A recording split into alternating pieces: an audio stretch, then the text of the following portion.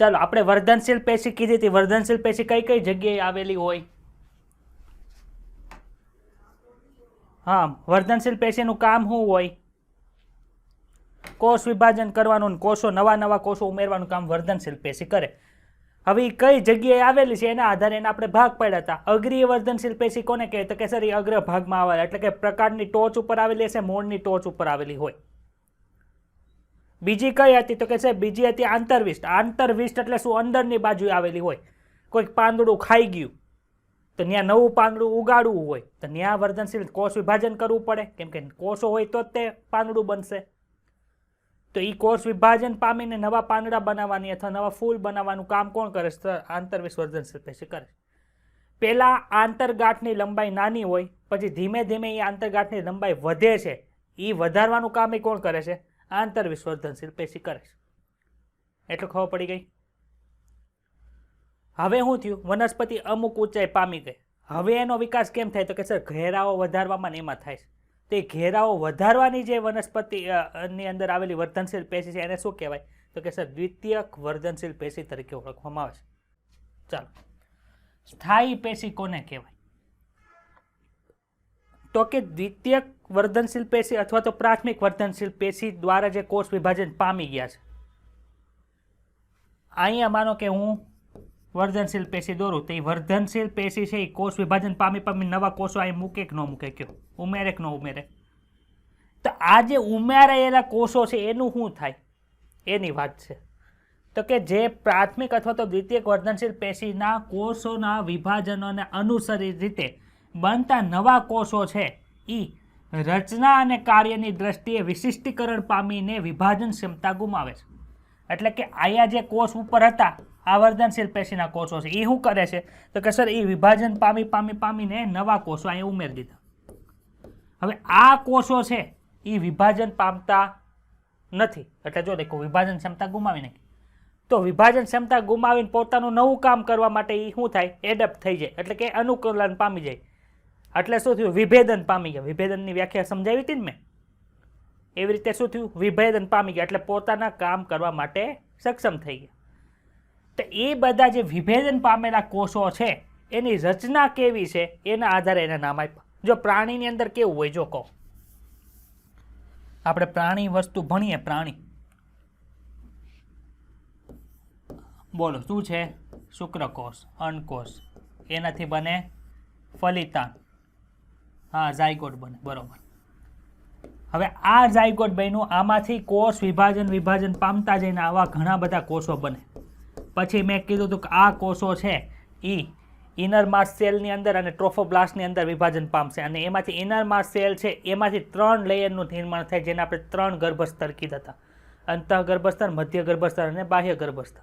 હવે એ 3 કોષોમાંથી અમુક કોષો છે આવા આકારના બની જાય, તેને તમે શું કહો છો? અમુક કોષો આવા બની જાય એને તમે શું કહો છો? સ્નાયુ કોષો કહે છે ને આપણે. હવે આ વિભાજન પામતા નથી, આ શું થઈ ગયું? વિશિષ્ટીકરણ પામી ગયા. તો એના દેખાવના આધારે તમે નામ આપ્યા, એના કાર્યને આધારે નામ આપ્યા. એમ વનસ્પતિમાં આ જે પ્રાથમિક પેશી આપણે દોરી હતી વર્ધનશીલ પેશી, એના દ્વારા જે કોષો ઉમેરાતા ને એ પોતાનું વિશિષ્ટકરણ પામી જાય પોતાના કાર્યને આધારે, એના આધારે એને નામ આપવામાં આવે છે. જો આવા કોષોને સ્થાયી કોષ અથવા તો પરિપક્વ કોષ કહેવાય. કોને? જે વિભાજન પામીને બની ગયેલા છે એને. અને એ કોષો છે પાછા વિભાજન પામતા નથી. ડાઉટ છે આમાં કોઈને? ચાલો, આ જે વિભાજન પામતા નથી કોષોનું થાય શું? તો કે 2 પ્રકારની પેશી બનાવે. કેવી પેશી બનાવે? 2 પ્રકારની પેશી ભણવાની છે, સરળ પેશી અને એક છે જટિલ પેશી. ભાઈ સરળ પેશી અને જટિલ પેશીની અંદર ફરક શું? તો કે સરળ પેશી છે એની અંદરના જે પ્રકાર છે એક જ પ્રકારના કોષોના બનેલા હોય, જ્યારે આ બધા કોષો ભેગા થઈને જટિલ પેશી બનાવે. માનો કે હું જઠર કહું તો જઠરના 4 લેયર તમને યાદ આવી ગયા તરત. એમાં લેયર કરતા હોય તો આપણે કાલે કીધું હતું ને કે માણસની અંદર 4 પ્રકારની પેશી આવી. કઈ કઈ? એક તો અધિચ્છદીય પેશી, એક સંયોજક પેશી, એક સ્નાયુ પેશી અને એક ચેતાપેશી. રેડી? હવે ખાલી ચેતાપેશી તમે જુઓ તો એ સરળ પેશી કહેવાય, પરંતુ ચેતાપેશી આવે, સ્નાયુ પેશી આવી જાય, પછી સંયોજક પેશી બધી ભેગી થઈને કંઈક અંગ બનાવે તેને શું કહેવાય? જટિલ પેશી કહેવાય કે ન કહેવાય? એમ સરળ પેશીના અલગ અલગ પ્રકાર છે, એનો ઉપયોગ કરીને કઈ પેશી બનાવાશે? જટિલ પેશી બનાવશે. મગજમાં ઉતરું? ચાલો, તો સરળ પેશી કોણ છે? તો કે સરળ પેશી એક જ પ્રકારના કોષોની બનેલી છે. એક્ઝામ્પલ લ્યો, ચેતાપેશી. તો ચેતાપેશી કોની બનેલી હોય? તો કે સર ખાલી ચેતાકોષોની બનેલી હોય. સ્નાયુ પેશીનું એક્ઝામ્પલ લ્યો તો કે સર એ ખાલી સ્નાયુ કોષોના જ બનેલા હોય. અધિચ્છદીય પેશી લ્યો તો ખાલી આપણા અધિચ્છદના કોષો હોય, લાદીસમ અધિચ્છદ હોય, તો ઘનાકાર અધિચ્છદ હોય, સ્તંભાકાર, એવા કોષોની બનેલી હોય ખાલી. હવે અધિચ્છદીય પેશી લો તેમાં ચેતાપેશી ન આવી જાય, ચેતાપેશી લો તેમાં અધિચ્છદ પેશી ન આવી જાય. ખબર પડી? એમ સરળ પેશીના 3 પ્રકાર છે: મૃદોતક, સ્થૂલકોણક અને દ્રઢોતક. આ 3 પ્રકારની પેશી આવેલી છે. મૃદોતક પેશી ખાલી મૃદોતક કોષોની બનેલી હોય, સ્થૂલકોણક પેશી ખાલી સ્થૂલકોણક કોષોની બનેલી હોય, અને દ્રઢોતક પેશી ખાલી દ્રઢોતક કોષોની બનેલી હશે. હાલો આપણે વનસ્પતિને કટ કરી. મને કેમ ખબર પડે કે આ મૃદોતક કોષ છે? મને કઈ રીતે ખબર પડે કે આ દ્રઢોતક કોષ છે? મને કેમ ખબર પડે કે આ સ્થૂલકોણક કોષ છે? તેની લાક્ષણિકતા જો. મૃદોતક કોષો શું કામ કરે? જો પહેલું કાર્ય છે પ્રકાશ સંશ્લેષણ. ભાઈ પ્રકાશ સંશ્લેષણમાં કઈ અંગિકા કામ લાગતી હતી? બોલો તો. અંગિકા કહું છું. હરિતકણ હતો. તો હરિતકણ આવ્યા ક્યાં હોય? કોષોની અંદર આવેલા હોય. વનસ્પતિ કોષોની અંદર હોય. હવે વનસ્પતિ કોષો છે, આ વનસ્પતિ કોષ છે, આ વનસ્પતિ કોષ છે, આ વનસ્પતિ કોષ છે. આપણે તેમાં થઈને બધા વનસ્પતિ કોષની અંદર હરિતકણ હશે, અને ત્યાં બધા કોષો પ્રકાશ સંશ્લેષણ કરતા. હવે આપણને માનો થડ છે જેની અંદર છાલ બની ગઈ છે, એ પ્રકાશ સંશ્લેષણ કરે? સર એ તો ન કરે. શું કામ ન કરે? તો કે સર એની અંદર તો કોષની અંદર હરિતકણ જ નથી. તો જે જગ્યાએ પ્રકાશ સંશ્લેષણ થતું હશે ત્યાં કયો કોષ હશે? મૃદોતક કોષ હશે. સમજ પડી? આ મૃદોતક કોષ બનાવ્યો કોઈએ? તો કે સર વર્ધનશીલ પેશી દ્વારા કોષ વિભાજન પામેલા કોષ. સમજ પડે છે હવે? ચાલો, ઈ પ્રકાશ સંશ્લેષણ કરે. પ્રકાશ સંશ્લેષણ કરવા માટે એને બધી વસ્તુ જોવે કે ન જોવે? એટલે શોષણનું કામ કરે. જો ખોરાક એ બનાવ્યો એનો સ્ટોર કરે કે ન કરે? હા સર, સંગ્રહ કરવાનું કામ કરે છે. અને ખોરાક જો વધી ગયો તેને બહાર મોકલવાનું કામ કરે, સ્ત્રાવનું કામ કરે. સમજ પડી? એ બધા કોની લાક્ષણિકતા છે? મૃદોતક કોષોની લાક્ષણિકતા છે. મૃદોતક કોષો કેવા હોય? ચાલો, એની અંદર શું છે? હરિતદ્રવ્ય છે, એટલે એ કોષો લીલા કલરના બતાતા હોય. એ ખોરાકનો સંગ્રહ કરે, સ્ત્રાવ કરે, શોષણ કરે, પ્રકાશ સંશ્લેષણનું કામ કરે. કાંઈ અઘરું છે? સર તો હવે એને મજબૂતી કોણ આપે? વનસ્પતિ મજબૂત તો હોય ને, આમ ઢીકો મારો પડી જાય એવી ન હોય, તમારા હાથને વગાડી દે. તેને મજબૂતાઈ કોણ પૂરી પાડે છે? તો આ 2 પેશી છે એને મજબૂતાઈ પૂરી પાડે. કઈ કઈ પેશી છે? જો સ્થૂલ કોણક છે. કઈ કાર્ય કરે સ્થૂલ કોણક પેશીનું? ભાઈ સ્થૂલ કોણક શબ્દ વાંચો. સ્થૂલન પામેલું છે. સ્થૂલ એટલે શું થાય? સ્થૂલન એટલે કે કોઈ પણ વસ્તુ ત્યાં સ્ટોર થયેલી છે. કઈ જગ્યાએ? કોણ એટલે તમે ભણ્યા ને, ત્રિકોણ એટલે 3 ખૂણા વાળું. કહો છો? એમાં કોણ એટલે કે આ સ્થૂલ કોણક પેશીના કોષો જે હોય એના ખૂણાની અંદર સ્થૂલન પામેલો હશે. જો હમણાં તમને બતાવો કઈ જગ્યાએ એની આકૃતિ છે. આપણે આ આખી ડિટેલની અંદર ભણશો ને ત્યારે આવશે. જો અહીંયા આપીશ. તો આ બધું છે જ તમારે ડાયાગ્રામ બુકની અંદર છે જ, બધી વસ્તુ છે ચાર્ટની અંદર. એટલે આપણે અહીંયા ખાલી બ્રીફની અંદર ભણવા છો, થોડીક માહિતી લેવાની. કઈ લાક્ષણિકતા આપે? તો કે સર નમ્યતા આપે, રક્ષણ આપે, યાંત્રિક મજબૂતાઈ આપે, સ્થિતિસ્થાપકતા આપે. નમ્યતા એટલે શું? થોડુંક નરમ લાગે તમને વનસ્પતિ. સ્થિતિસ્થાપકતા, તમે પર્ણને થોડુંક એવું આમ કરો ને તો પછી પોતાની જગ્યાએ વયું જાય, બટકી ન જાય, કે ન્યા નમેલું ન રહે, એને સ્થિતિસ્થાપકતા કહેવાય. ત્યાંથી હાવ તૂટી નથી જતું, ત્યાં જોડાયેલું રહેશે. એટલે યાંત્રિક મજબૂતાઈ આપે અને રક્ષણ આપવાનું પણ કામ કરે છે. ત્રીજી પેશી કઈ છે? તો કે સર દ્રઢોતક પેશી છે. તે હકીકતની અંદર મજબૂતાઈ આપે. કઈ રીતે? જમરૂખ ખાધા છે, એના બી ચોટી જાય, ખબર તમારા દાંતમાં? શું કામે? કડક હોય એટલે. વનસ્પતિ છે કોની બનેલી હોય? વનસ્પતિ પેશીઓની બનેલી હોય. તો આમાંથી કઈ પેશી હોય? એ દઢોતક પેશી હોય. કોણ હોય? દઢોતક પેશી. તમારે એનસીઆરટી ની અંદર લાઈન આવશે ત્યારે સમજાવશે. યાંત્રિક મજબૂતાઈ આપે ને રક્ષણ આપવાનું કામ કરે છે. એના બે પ્રકાર છે. કેમ બે પ્રકાર? તો એક છે ને તંતુ જેવું બતાય, અને તંતુ કહેવાય કે ન કહેવાય? તો જે દઢોતક કોષો તંતુ જેવા બતાતા હોય એને તંતુ કોષ કહેવાય. અને એક છે અસ્થિકોષ જેને કઠકો કહેવાય. એ આ રીતના બતાય. આ ગોળાકાર હોય ને એમાંથી આ રીતની રેખા નીકળતી એવું તમને જોવા મળે. એને શું કહેવાય? કઠકો અથવા તો અસ્થિકોષ તરીકે ઓળખવામાં આવે. તો આ પેજની અંદર ડાઉટ છે? ચાલો, હવે કઈ હતી? તો કે સર જટિલ પેશી હતી. હતી કે નહોતી? તમારે જો ડાયરેક્ટ આમ સીધી લાઈન હશે, પાછળનું પેજ ફેરો ડાયાગ્રામ બુકનું, એટલે મારી ડાયાગ્રામ બુક કઈ ગઈ? અચ્છા,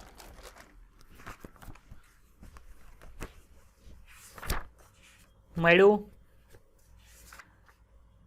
આ જો આ રીતનું આડા પેજની અંદર હતું ને, એની પાછળની સાઈડ પેજ ફેરો એટલે તમને ઉપર જે છે ને બતાય છે. તો ઉપર જે બતાય છે એવું છે, જમણી સાઈડ જે છે ને એ જટિલ પેશીનું છે નીચેનું, અને ડાબી સાઈડ છે ને એ આપણે અગ્રસ્ત વર્ધનશીલ પેશીનો લંબાયેલો ભાગ છે.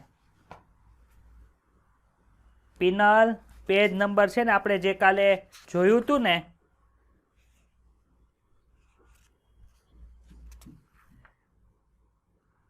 પાર્ટ્સ ઓફ ફ્લાવર જોયા હતા, પેલું પેજ કાઢ, રિઝલ્ટ પછીનું પેલું પેજ કાઢ. કાઢ્યું પેલું પેજ રિઝલ્ટ પછીનું, જેમાં પુષ્પ ભણ્યા હતા. એની પછીનું પેજ ફેરવ, એના પછીનું પેજ ફેરવ. મળ્યું? હવે એને પછીના પેજ ઉપર હશે. હા, જે યલો કલરનો જે ભાગ છે ને એ કોનો ભાગ છે? તો કે સર ઈ અગ્રસ્ત વર્ધનશીલ પેશિકાલ ભણ્યા હતા ને આપણે, જો આ ભાગ છે. જો આ વાંચ, એમાં દેખો હશે નહીં, પ્રરોહની અગ્રીય વર્ધનશીલ પેશીના કેટલાક કોષો નીચે તરફ ગોઠવાય છે અને કક્ષ કલિકાનું નિર્માણ કરે. ખબર પડી ગઈ? બરોબર. ચાલો, ને જમણો ભાગ છે જટિલ પેશીનો છે. ખબર પડી ને? એ આગળના પેજનો લંબાયેલો ભાગ છે. ચાલો, મેં હમણાં કીધું જટિલ પેશી કોની બની હોય? તો કે સર જટિલ પેશી છે એ અલગ અલગ પેશીઓના જોડાણથી બનેલી હશે. તો જટિલ પેશીની અંદર કોનો સમાવેશ થાય? તો કે સર જલવાહક પેશી અને અનવાહક પેશીનો સમાવેશ થાય.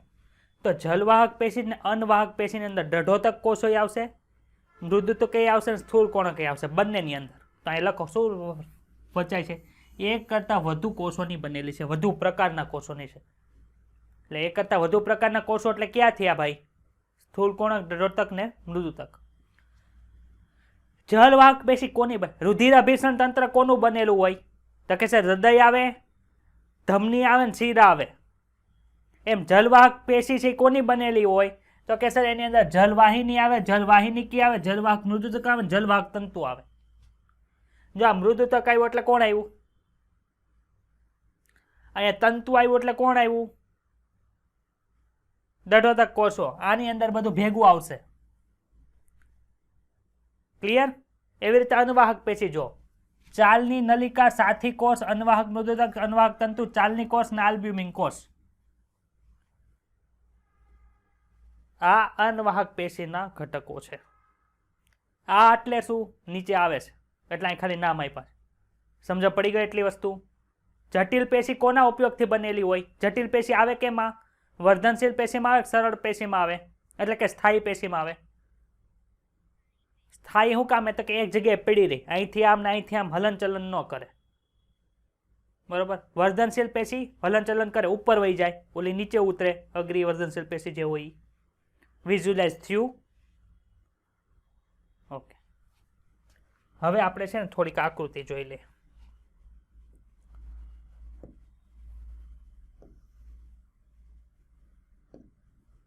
ચાલો આકૃતિ બતાણી. આ જે છે ને ડાબી બાજુ જે આકૃતિ છે ને એ મૂળનો છેડો ભાગ છે. આ છે ને ઈ પ્રકારનો અગ્રભાગ છે. હવે જો અહીંયા આ તમને આ બધું બતાવે છે, ખબર છે અહીંયા એ શું છે? વર્ધનશીલ કોષો છે, એટલે કે સતત કોષ વિભાજન પામતા જાય અને જે કોષો અહીં ગોઠવાયેલા હોય ને એ છે. સમજાણું? હવે જો આખું હોય કેવું આપણે 3D ની અંદર વિચારવાનું છે. આ મૂળ ટોપમાં કોઈને કઈ વાંધો? અહીંયા હું લખ્યું મૂળ ટોપ નિર્માણ શરૂઆત, એટલે કે મૂળ ટોપ આખું આ રીતનું હોય ને તો મૂળ ટોપની શરૂઆત ક્યાંથી થઈ હોય? અહીંથી થઈ હોય. એમાં વાંધો? મૂળ ટોપની ઉપરની બાજુ જે પેશી આવેલી હોય એને શું કહેવાય? જે કોષ વિભાજન કરતી હોય. તો અહીં જો લખો મૂળની અગ્રીય વર્ધનશીલ પેશી, એમાં ડાઉટ? હવે આ જો આ કોષ વિભાજન થાય કઈ રીતે? આ જે વ્હાઇટ કલરનો ભાગ બતાય છે તમને, એ માનો કે મૂળ ટોપ છે. શું છે? તો મૂળ ટોપની અંદરની બાજુએ શું હશે? ઉપરની બાજુએ અહીંયા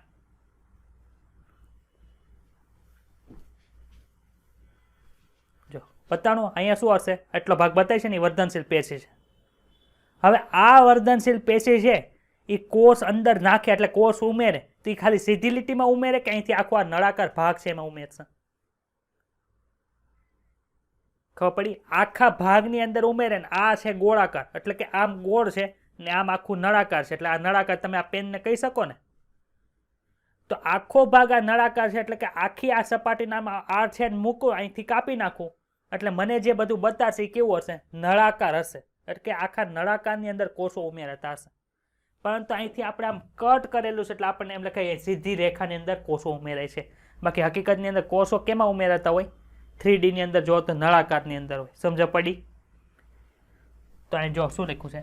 કેન્દ્રસ્થ નળાકાર અને બાહ્યક નિર્માણની શરૂઆત. બાહ્યક શું છે અત્યારે ભૂલી જાઓ, બાહ્યક આપણે આગળ ભણશું. પણ 3D ની અંદર આખા નળાકારની અંદર છે કોષો ઉમેરાતા હોય એટલી વાત સમજ પડે છે ને. તમે વનસ્પતિને ઉપરથી કાપો તો આપણને નળાકાર જ બતાય. એવી રીતે સેમ અહીંયા હશે. અહીંયા જો પ્રરોહની અગ્રીય વર્ધનશીલ પેશી છે. હવે અગ્રીય વર્ધનશીલ પેશીના કોષો થોડાક નીચે ગોઠવાઈને કક્ષ કલિકાનું નિર્માણ કરતા. જો અહીંયા વર્ધનશીલ પેશીના કોષો ગોઠવાય કે કક્ષ કલિકાનું નિર્માણ કરે છે. હવે આ કોષો છે એના દ્વારા અહીંયા તે બધા કોષો ઉમેરાયેલા હોય કે ન હોય? કયો તો આમ ગોળાકારની અંદર. હવે એમાં જો મારી આંગળી અહીંથી કટ કરી નાખું, મારી આંગળી છે અહીંથી કટ કરી નાખું તો બહારની સાઈડ તમને બતાવી શું છે? ખાલી ચામડી છે. કે એનો અર્થ થોડો છે અંદરની સાઈડે ચામડી હશે? અંદરની સાઈડ ચામડી હોય ન હોય? અંદરનો જે ભાગ હોય એ શું હોય? હાડકું હશે, અમુક રુધિરવાહિની હશે, અમુક મસલ હશે જેને લીધે આ મૂવમેન્ટ થાય છે. અને બીજું શું હોય? તો કે સર વેસલ્સ બધી હોય ને ચેતા હોય. ખબર પડી? તો અહીંયા જેટલા ભાગ હશે એ બધા તો કાંઈ હશે નહીં, બહાર હશે એ ચામડી બનાવે આનું. અંદરનો ભાગ હશે એ હમણાં બાહ્યક ભણાવીશ, પછી અંદરના બધા પરિચક્ર ને એવું બધું આવશે, એ બધું આપણે ભણશું. તો બહારની સાઈડ હોય એ શું કરે? ચામડી બનાવે. એટલે આની ચામડીને શું કહેવાય? અધિસ્તર કહેવાય. પછી બાહ્યક આવશે અને છેલ્લે અંદરની બાજુ હોય એ શું હોય? વાહક પેશી હોય, વહન કરે, જલવાહક, અનવાહક. એટલે અહીંથી કોષો ઉમેરાના છે તો આ સૌથી બહારનું લઈએ. આ ઊભો છેદ છે એટલે આપણને લાઈનની અંદર બેતાય. અહીંયા હશે એ બાહ્યકના કોષો અને આ જે અંદરની બાજુ શું છે? વાહક પેશી છે. ખબર પડી? એટલે અહીં જો લખો વાહક પેશી પણ કેવી? વિભેદિત થયેલી, એટલે કે એ કોષ વિભાજન પામી શકે નહીં. આમાં ડાઉટ હોય તો બોલો. આ પ્રાંકુર એટલે કે ઉપરનો ભાગ છે. આમ ઉપરનો ભાગ. ક્લિયર? પાછા અહીંયા આ કેન્દ્રસ્થ નળાકારનો અર્થ શું થયો? આખું નળાકાર જ હોય. પછી બહારની ચામડી, માનો કે આ આંગળી છે, મારી આંગળી છે, તો અહીંયા તમને ખાલી ચામડી બતાય છે, એનો અર્થ કે અહીંયા ચામડી હોય કે ન હોય? હવે આને આમ ઊભી રીતે કાપું, આમ ઊભી રીતે કાપું તો આ ચામડી બતાય જ તમને. આ પાસે ચામડી બતાય. આ બાજુ ચામડી હોય કે ન હોય? કેટલી વાર આવ્યું ચામડીનું લેયર? 2 વાર આવ્યું ને, એક આ બાજુ ને એક આ બાજુ. એમ જો અહીંયા દેખો બાહ્યક છે, એક આ બાજુ દર્શાવેલું છે, એક આ બાજુ દર્શાવેલું છે. વચ્ચેનું લેયર હોય આ બાજુ ને આ બાજુ હોય. વચ્ચે છે એ વાહક પેશી છે જેને અહીંયા કેન્દ્રસ્થ નળાકાર કીધું. અને આ આદિ સ્તર અથવા તો અધિસ્તર સમજવું. બહારની સાઈડ છે ને, આ બહારની સાઈડ નથી પણ વચ્ચેની બાજુ એ છે આપણને. પછી ક્યાં ક્યાં લેયર છે આપણે પાછળ ભણશું, પણ એટલામાં કોઈને કંઈ ડાઉટ હોય તો બોલો. છે ડાઉટ? ક્લિયર થયું? આપણે કેટલા પેજ ભણ્યા જો? આ સરળ પેશી છે ને અહીંયા સુધી પૂરું થયું, પરંતુ હજી આગળ થોડુંક ભણાવીને પછી રીડિંગ કરાવીશું તમને. બીજો ચાર્ટ આપણે ભણવાનો છે ને એ ભણી લઈએ. હાલો આ ચાર્ટ જો બતાવો તમારી ડાયાગ્રામ બુકમાં, એના પછીના પેજ ઉપર છે. 3 ટાઇટલ આપ્યા છે, મૃદુતક પેશી, સ્થૂળકોણક પેશી અને દઢોતક પેશી. એની અંદરનો શું તફાવત છે ને અહીંયા આપેલો છે, બતાવી છે બધાને. એક રેડ કલરથી છે, એક પર્પલ કલરથી છે ને એક બ્લુ કલરથી છે. ચલો પેલો ટોપિક કયો છે? કોષ. એટલે મૃદુતક પેશીનો કોષ કેવો હોય, સ્થૂળકોણક પેશીનો કોષ કેવો હોય ને દઢોતક પેશીનો કોષ કેવો હોય એની લાક્ષણિકતા છે. આપણને ખબર કેમ પડે કે આ કોષ કેવો છે? માઇક્રોસ્કોપની અંદર તો ખબર હોવી જોઈએ ને. આપણને પૂછે કે આપેલ માઇક્રોસ્કોપની અંદર તમારા ફર્સ્ટ યરની અંદર હિસ્ટોલોજી આવશે, હિસ્ટોલોજીની અંદર એવું હોય માઇક્રોસ્કોપની અંદર તમને એક સ્લાઇડ આપી દીધી હોય, તમારે કહેવાનું આપણા આખા શરીરમાંથી કઈ જગ્યાએ આવેલા કોષો આ બતાવે તમને એવું સમજવું. તો માનો કે આવી સ્લાઇડ આવે, આવી આવે નહીં, આવી આવે તો હાવ હેલ્દી પડે, કેમ કે આવા કોષ આપણને ડાયરેક્ટ ખબર પડી જાય ક્યાં કોષ હોય. શું કામ ખબર પડી? શિખાતંતુ, અક્ષતંતુ વચ્ચે કોષ કઈ એવું આવી જાય એટલે. તો આમાં આપણને કેમ ખબર પડે કે આ કોષો કેવા છે? તેની લાક્ષણિકતા જો. આવા કોષો છે ગાઢ રીતે ગોઠવાયેલા હોય અને આંતરકોષીય અવકાશ ધરાવે.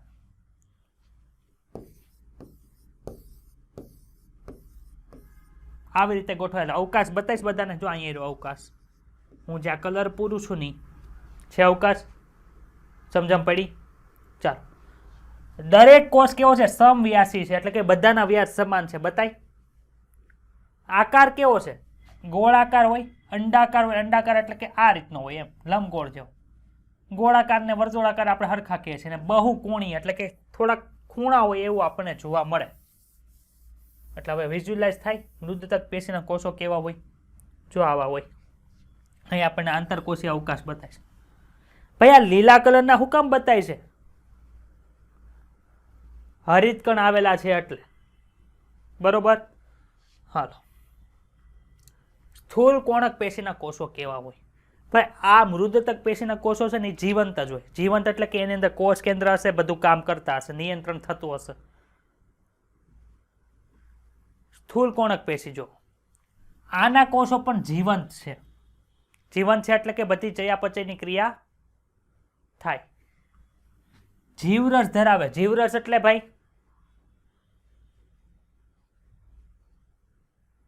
કોષ રસ પ્લસ આખો કોષ હોય ને, આખો કોષ, એમાંથી કોષ દિવાલ કાઢી નાખવાની અને કોષ દિવાલ કાઢીને કોષ કેન્દ્ર વાળો જે રસ, કોષ રસ હોય એને શું કહેવાય? જીવરસ કહેવાય. અને કોષ કેન્દ્ર તમે કાઢી નાખો ને જે વધે એને કોષ રસ કહેવાય. સમજ પડી? ઇંગ્લિશની અંદર પ્રોટોપ્લાઝમ અને સાયટોપ્લાઝમ એવી બે વસ્તુ આપેલી હોય. ચાલો, હરિતકણ આ ધરાવે છે. હરિતકણ આની અંદર પણ છે, પરંતુ મુખ્યત્વે પ્રકાશ સંશ્લેષણ કરવામાં જવાબદાર કોણ હોય? મૃદુતક. આ હરિતકણ ધરાવે છે, શું કરે છે? ખોરાકનું પરિપાચન કરવાની અંદર ઉપયોગી છે. ભાઈ પરિપાચન શબ્દ નવો નથી, જૂનો છે. ચેપ્ટર નંબર 16 આવી ગયો તો યાદ આવે? બોલો, પરિપાચનનો મીનિંગ શું?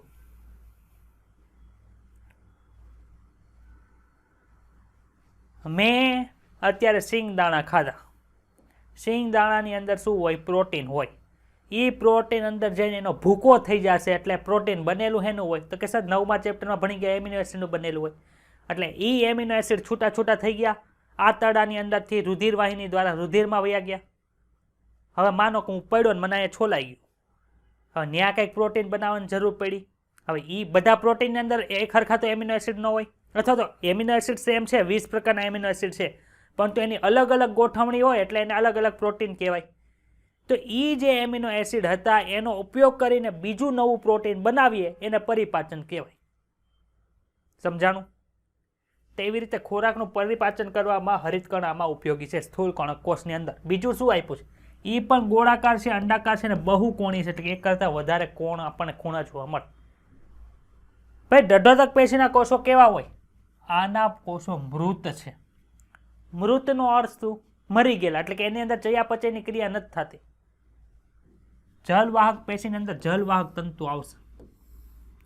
હવે માનો કે આ કોષ છે, આપણા શરીરની અંદર બધી પાઇપલાઇન બની છે નહીં બની, પ્લાસ્ટિકની બની, કોષની બની છે.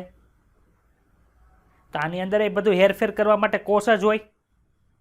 હવે કોષની અંદર આપણા કોષ, આપણી અંદર પાઇપલાઇન છે કેવી છે ખબર છે? એક કોષ, બીજો કોષ, ત્રીજો કોષ, ચોથો કોષ, પાંચમો, છઠ્ઠો, સાતમો, આઠમો, નવમો, દસમો, એવા તો ઘણા બધા કોષો આમ ભેગા મળીને પાઇપલાઇન વચ્ચે અહીંયા પોલાણ બનાવે, એ આપણી પાઇપલાઇન છે, બરોબર? અહીંયા આવું જોવા મળતું નથી.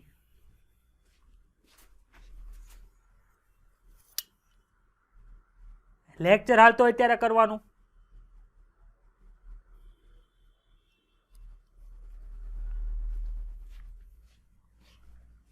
ચાલો, ગોળાકાર, અંડાકાર અથવા તો બહુ ક્યાં હતો હું?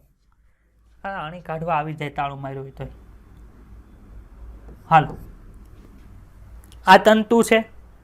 આપણાની અંદર આ પોલાણ હોય ને એનાથી બધું વહન થાય. આપણી જો અન્નળી જો તો 4 લેયર ધરાવે છે. 4 લેયરની અંદર કેટલા બધા કોષો હશે ને વચ્ચે પોલાણ બને. પણ આનું પોલાણ કેવું છે? આનું પોલાણ એવી રીતે નથી. આનું પોલાણ છે ને, આ બાજુમાં કોષ, ત્રીજો કોષ ધરાવે. પરંતુ કોષ તો 3D ની અંદર હોય, આ ખાલી પટ્ટી જેવું દર્શાવ્યું છે. બાકી 3D ની અંદર આપણે કોષ બતાવ્યો, જોયો છે કે કેવી રીતે હોય. આખું ખોખું બોક્સ હોય એવો કોષ હોય. હવે એ આખો આવી રીતે આમ લંબાયેલો છે. માનો કે આ છે બોલ પેન, ખુલી ગઈ.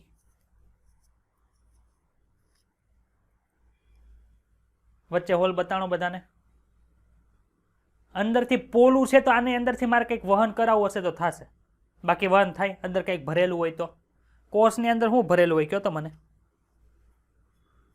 કોષ રસ હોય, અંગિકા હોય, એવું બધું હોય કે ન હોય?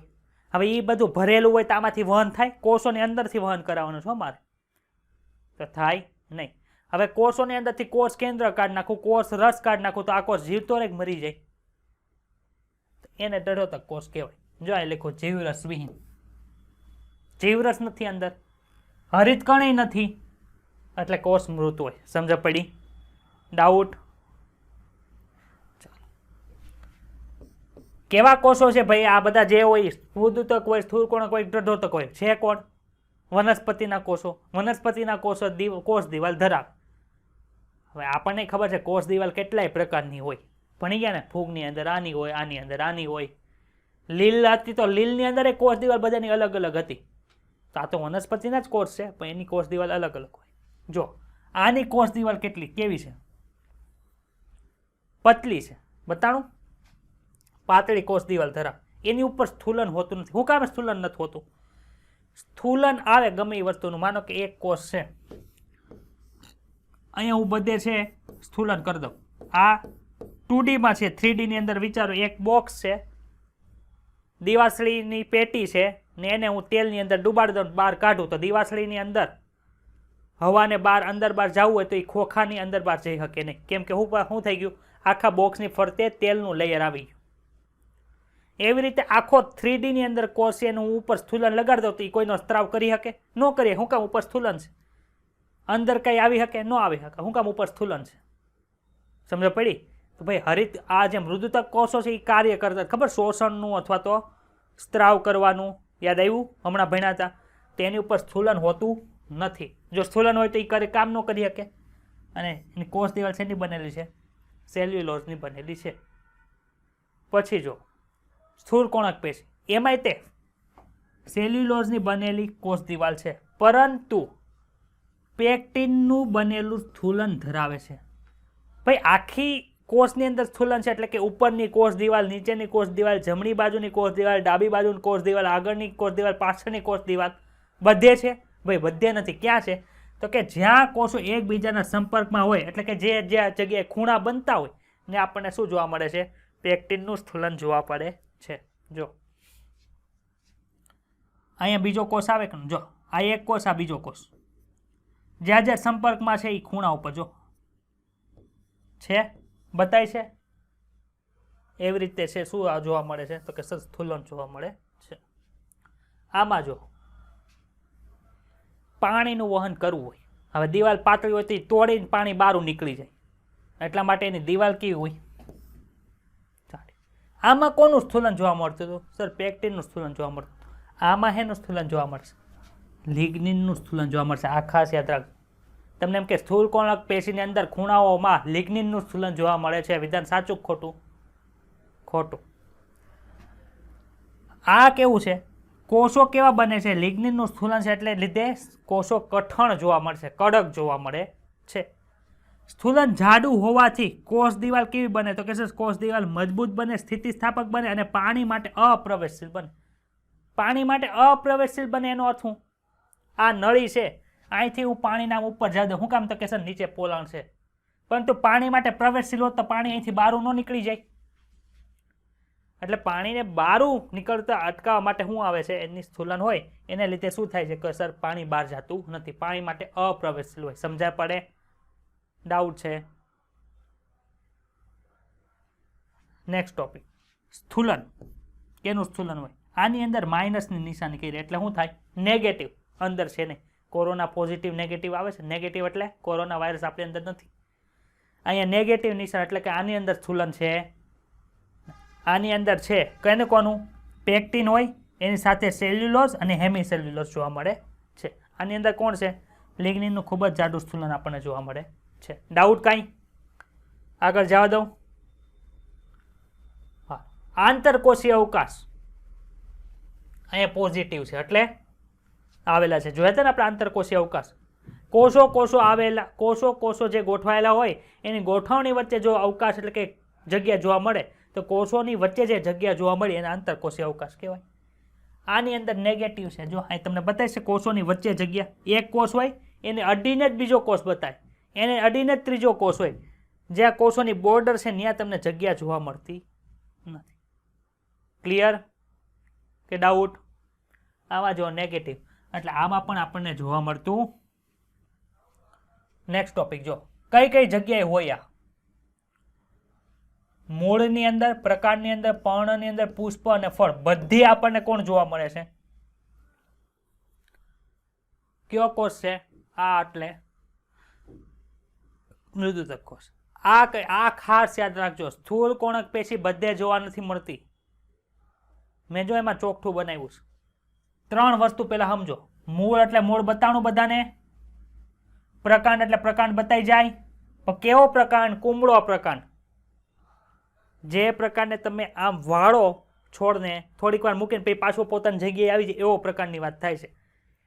આંબાના પ્રકારને તમે આમ વાળવા જાઓ તમે ટીંગાઈ જાઓ પણ એ વળે નહીં, એની વાત નથી થતી. મૂળ, કુમળા પ્રકાંડ અને પર્ણની વાત થાય છે. અહીંયા કઈ કઈ જગ્યાએ હોય? જો અહીં લખો દ્વિદળી પ્રકાંડ. પણ કેવો? કુમળો પ્રકાંડ. અને બીજું કેવું છે? પર્ણદંડ. પર્ણદંડ એટલે ખબર પડી ને, મેં કીધું પર્ણનું ઉદાહરણ આપ્યું. પર્ણ નામ કરો ને પાછું પોતાનું સ્થાને હોય છે. આ ચાર્ટ ખાસ સમજો. મૂળ, પ્રકાંડ, પર્ણ. સર આપણે આવૃત બીજધારી વનસ્પતિનું અત્યારે ભણીએ છીએ. તેની અંદર 2 વર્ગ આવે, એક તો એકદળી અને દ્વિદળી. મૂળને ફ્લેક્સિબિલિટીની જરૂર હોય. મૂળને કોઈ વાળવા જાય, કયો તો જમીનની અંદર ખાડો ખોદીને વાળવા જાય કોઈ? યાદ રાખજો, એકદળી વનસ્પતિની અંદર તમને સ્થૂળ કોણક કોષ જોવા મળતા નથી. જો એકદળીના મૂળમાં ચોકડી, દ્વિદળીના કુમળા અરે એકદળીના કુમળા પ્રકારની અંદર ચોકડી, એકદળીના પર્ણની અંદર પણ ચોકડી. હવે દ્વિદળીની વાત કરો. દ્વિદળીના મૂળને કંઈ ફ્લેક્સિબિલિટીની જરૂર નથી, આથી ત્યાં પણ ચોકડી છે. આવ્યું ક્યાં? તો કે સર દ્વિદળીના પ્રકાંડ કે જે કુમળું છે અને પર્ણની અંદર આપણને સ્થૂળ કોણક પેશી જોવા મળે છે. મોસ્ટ ઇમ્પોર્ટન્ટ ટોપિક છે. જ્યારે આપણે ખબર છે આગળ આપણે મૂળ ભણશું, પ્રકાંડ ભણશું અને પર્ણ ભણશું, એકદળી અને દ્વિદળીનું. એમાં સ્થૂળ કોણક પેશીનું વર્ણન ખાલી દ્વિદળીના પ્રકાંડની અંદર છે. બાકી ક્યાંય સ્થૂળ કોણક પેશી તમને વાંચવા નહીં મળે. કે અમુક લેયર જે બધા ભણશું એમાં આપણને સ્થૂળ કોણક પેશી હોય. ચાલો, આ કઈ જગ્યાએ જોવા મળે? અધસ્તર, પરિચક્ર, દ્વિતીયક જલવાક ને દ્વિતીયક અન્વાક. પણ અત્યારે આ યાદ રાખવાની જરૂર નથી, કેમ કે તમને એ જ ખબર નથી દ્વિતીયક જલવાક શું છે, દ્વિતીયક અન્વાક શું છે, પરિચક્ર અધચક્ર શું છે એ ખબર નથી. એટલે આપણે છેલ્લે જોશું.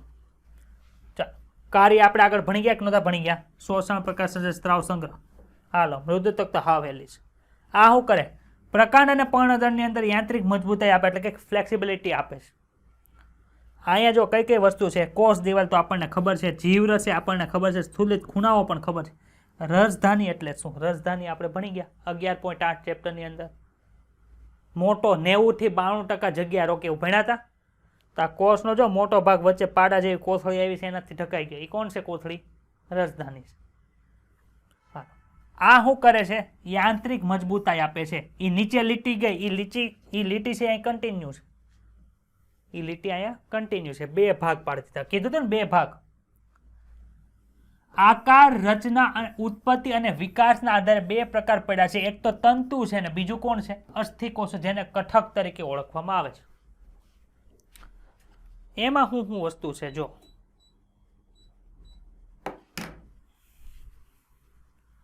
આ કેવો કોષ બતાય છે સર? લાંબો છે, જાડિયો પાડિયો નથી, પતલો છે અને ખૂણા ધરાવે છે એટલે છેડાયુક્ત છે. અને વચ્ચે જે બધું કાઢી નાખ્યું, કોષ છે, કોષ કેન્દ્ર છે, અંગિકાઓ, એ બધી કાઢી નાખી છે એટલે પોલાણ મોટું આપણને જોવા મળે છે. આપણે આગળ ભણી ગયા અવકાશ છે ને એની પાણી માટે અપ્રવેશશીલ હોય એટલે જાડી દિવાલ ધરાવે છે. ક્લિયર એટલી વસ્તુ? અસ્થિકોષો કેવા હોય જો? સમવ્યાસી છે. આકાર કેવો છે? વ્યાસ બધી બાજુથી સમાન છે. અંડાકાર જોવા મળે છે, ટૂંકા નળાકાર છે અને સાંકડું પોલાણ છે. પોલાણ જો એટલું જ છે ખાલી, આમાં પોલાણ જો જાડું છે. તો અહીંયા સુધી ડાઉટ કોઈને હોય તો મને કહી શકે છે.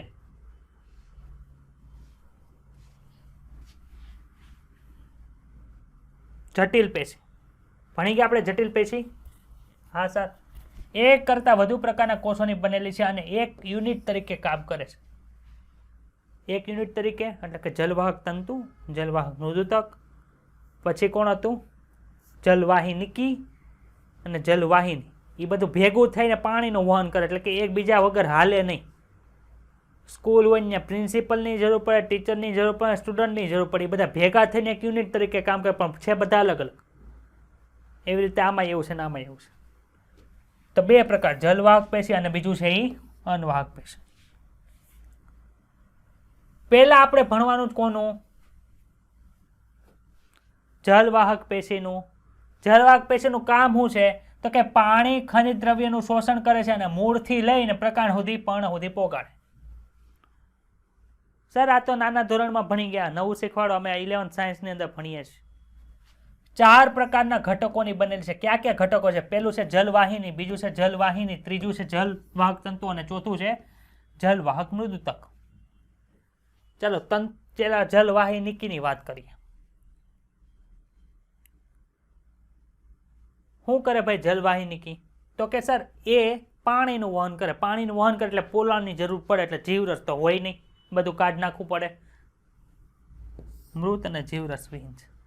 છેલ્લો લાઈન બતાણી, સમજાણી? હવે ઉપરથી વાત કરો. સાંકડા છેડાવાળી છે. તંતુ જે બતાતી હતી આપણે, તંતુ કેવો હતો? સાંકડા છેડાવાળો. લાંબા નળાકાર કોષોની બનેલી છે અને કોષ દિવાલ જાડી અને સ્થૂલિત હોય અને લિગ્નિનનું સ્થૂલન ધરાવે. બીજું છે જલવાહિની. ઈ શેની બનેલી છે? તો કે અનાવૃત બિદધારીની અંદર અભાવ છે. શું કામ ભાઈ અનાવૃત? જો જલવાહિનીનું કામ પાણી વહન કરવાનું છે, જલવાહિનીનું કામ એ પાણીનું વહન કરવાનું છે. મોબાઈલ હોય, પહેલા સાદા મોબાઈલ આવતા હતા, એનું કામ શું હતું? ફોન કરવાનું. નવા મોબાઈલ આવ્યા ટચ સ્ક્રીન, એનું કામ એ શું છે? મુખ્ય કામ તો ફોન કરવાનું જ છે. ટચ સ્ક્રીનનો અભાવ કેમાં હોય? નવા હોય એમાં કે જૂના હોય એમાં? જૂના હોય એમાં. તો આ જૂનું છે, આ નવું છે. તો નવી વસ્તુ જૂની વનસ્પતિની અંદર ન હોય. આવૃત બીજધારી નવી વનસ્પતિ છે એટલે એમાં જલવાહિની જોવા મળે. અનાવૃત બીજધારી જૂની વનસ્પતિ છે એટલે એમાં જલવાહિની જોવા મળતી નથી. આ ટચ સ્ક્રીન છે, આ કીપેડ છે. યાદ રહી જશે? ખબર પડી કન્સેપ્ટ શું છે? એ આ લેટેસ્ટ છે એટલે અનાવૃત બીજધારીની અંદર જોવા મળતું નથી. કેવી રચના છે? તો કે સર લાંબી નળાકાર નલિકામય રચના છે. જલવાહક કહેવાતા ઘણા ઘટકોની બનેલી હોય છે. આમાં લિગ્નિનયુક્ત દિવાલ છે, મધ્યમાં અવકાશ હોય છે, જલવાહિની કોષો હોય છે. એનાથી આ બનેલી હોય ને એ જીવરસવિહીન હોય. બે સેમ જ છે પણ આ લેટેસ્ટ વર્ઝન છે, આ જૂનું વર્ઝન છે. જૂનું વર્ઝન અનાવૃત બીજધારીમાં હોય, લેટેસ્ટ વર્ઝનની અંદર જૂનું હોય નવું હોય બે હોય. ચાલો હવે તમને પૂછે મૃદુતક સોરી, અનાવૃત બિદારીમાં નીચેનામાંથી કોનો અભાવ હોય? એ જલવાહિનીકી, બી જલવાહિની, સી ચાલની નલિકા, કે એ અને બી, અરે બી અને સી બંને. તો બી અને સી બંને આવે. જલવાહિનીનો અભાવ હોતો, જલવાહિનીકીનો અભાવ નથી હોતો, જલવાહિની અભાવ હોય. ક્લિયર? તંતુ, તંતુ એટલે દઢોતક કોષ, ખૂબ જ સ્થૂલક કોષ ધરાવે છે. નહિવત કેન્દ્રીય અવકાશયુક્ત તંતુ છે જે પડદાયુક્ત હોય અથવા પડદાવિહીન હોય. જો આ બે તંતુના જ બનેલા છે, પરંતુ આને પાણીનું વહન કરાવવાનું છે એટલે વચ્ચે અવકાશ ધરાવે છે. આ મૃત છે, પરંતુ અંદર અવકાશ હોતો નથી, કેમ કે એને વહન નથી કરવા. એને શું કરવાનું છે? મજબૂતાઈ પૂરી પાડવાની. આને તે વચ્ચેથી પોલું કરી નાખો, કોઈક ઢીકો મારે તો વનસ્પતિ પડી જાય, કેમ કે પોલી વનસ્પતિથી મજબૂતાઈ આપવા વાળો બોડીગાર્ડ તો જોવે ને. આ છે જલવાહક મૃદુતક. મૃદુતક એટલે કોણ?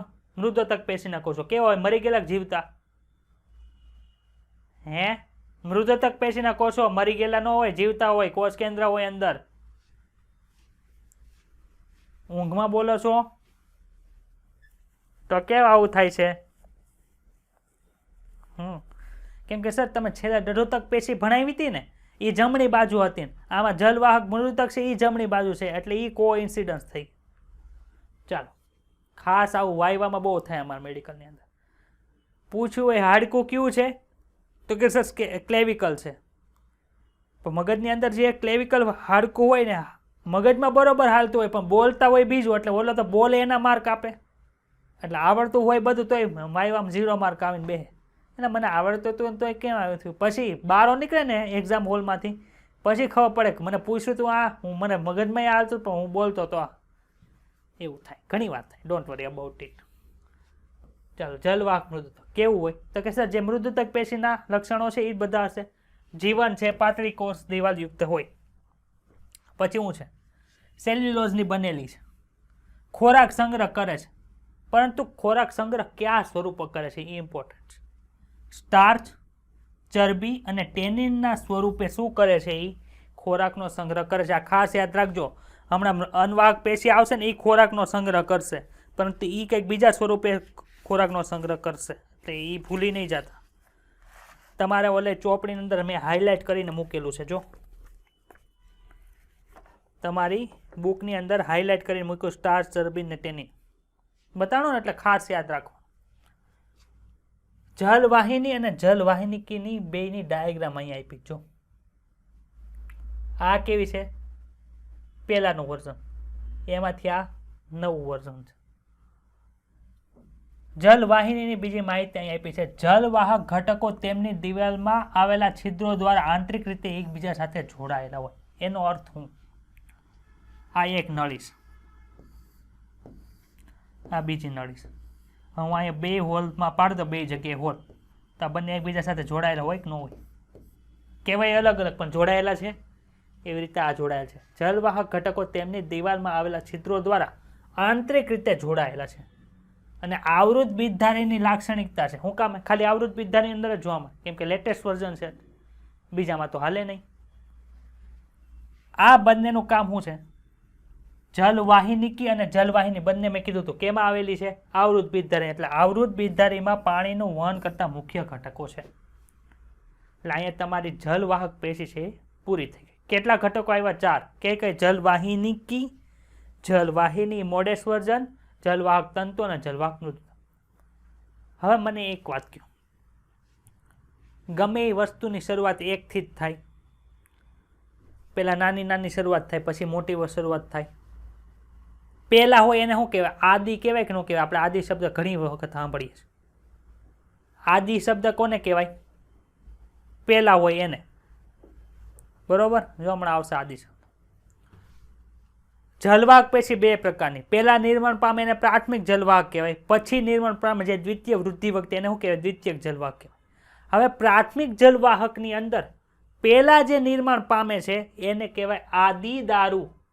દારૂ પીવાની વાત નથી થતી. આદિ દારૂ નામ છે. દારૂ એટલે લાકડું. પ્રોટોક્ઝાઇલેમ તરીકે ઓળખવામાં આવે છે. પ્રો શબ્દ આપણે પહેલાનું હોય એને કહે છે ને. ઇનએક્ટિવમાંથી એક્ટિવ આપણે એન્ઝાઇમ લાવતા તેમાં પ્રો લાગેલું હતું, જે પ્રો કાર્બોક્સીપેપ્ટિડેઝ પ્રોટીન તોડતો,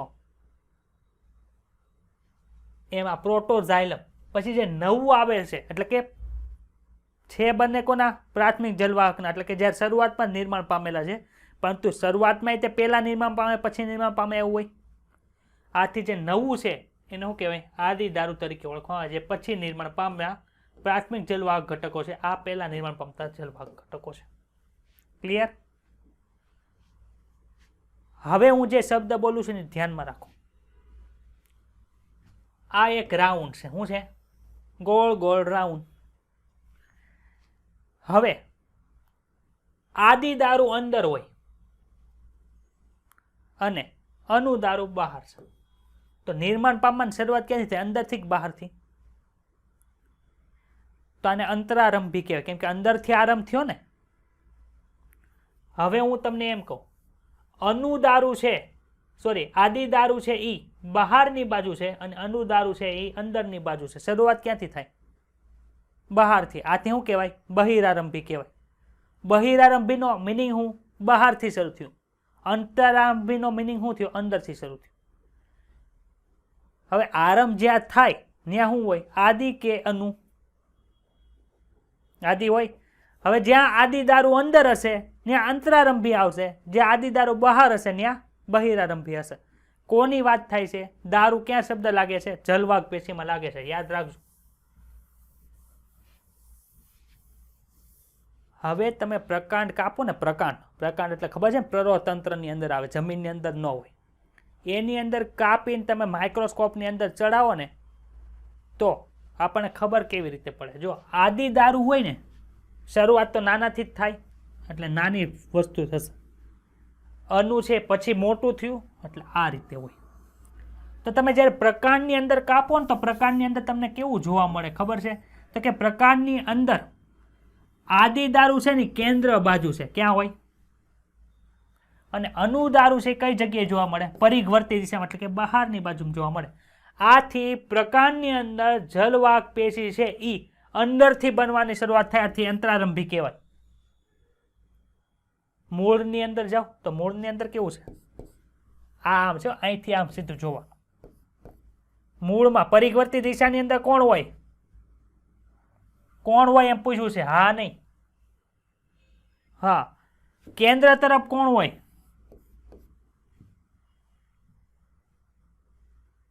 સમજાણો હિરલ કે નથી સમજાતું? આ અહીંયા લીટા મારી કોના માર્યા છે? આના માર્યા છે, હને? હા. પરિઘવર્તી દિશામાં આદિ દારૂ છે અને અનુદારૂ છે એ અંદરની બાજુ છે. શરૂઆત બહારથી થઈ, આથી શું કહેવાય? સમજ પડશે? હવે કોણ આવ્યું?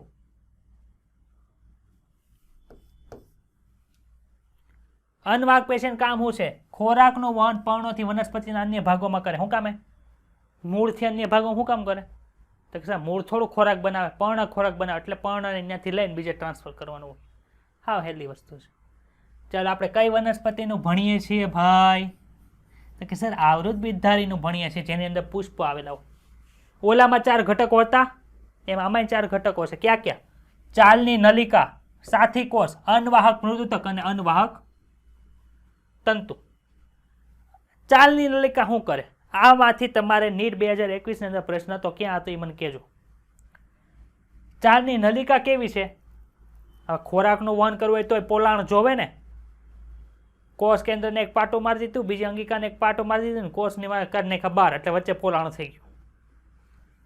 જો આ સાઈડની અંદર જે આ લાઈન બતાવી ને તમને, આ એ બીજા કોષો છે, એને બાદ કરી નાખો તો તમારી પાસે વધે કેટલું? એટલું વધે. જો તો હવે એટલું વધે છે, વચ્ચે અવકાશ જોવા મળે છે. વચ્ચે અવકાશ મળ્યો કે ન મળ્યો? હાથ મૂકો તો હાલતું બંધ થઈ ગયું બિચારું. પોરો ખાઈ લે, એટલે તું પોરો ખાઈ લે, હું પોરો ખાઈ લઉં. જો ખાઈ લીધો હોતે પોરો. કેટલું સ્પીડમાં કામ કરે છે ભાઈ મારું બોર્ડ. આ લાઈન છે ને ડાબી બાજુનો છે એ બીજો ભાગ છે, એટલે કે આ તમને આ જે લાઇનિંગ બતાવી છે ને વ્હાઇટ કલરની આખી વચ્ચે કોષ કેન્દ્ર છે એ અલગ વસ્તુ છે. અને આ જે હું ગ્રીન કલરથી દોરું છું એ અલગ છે. વચ્ચે જો કોષ કેન્દ્ર ને બધું કાઢ નાખ્યું પાટું મારી મારીને. તો એ અવકાશવાળો જે ભાગ આપણને જોવા મળે છે એ છે શું? એક નલિકા છે જેમાંથી ખોરાકનું વહન થાય. એ જે નલિકા છે એને શું કહેવાય? જો નીચે લખ્યું, વાંચો તો શું લખ્યું છે? સમજ में आया कुछ?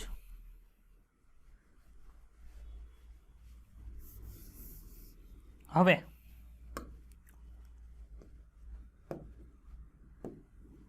આ એક કોષ છે, વચ્ચે પોલાણ કરી નાખ્યું. 3D ની અંદર ખાલું બોક્સ છે, યાદ રાખો ખાલું બોક્સ છે.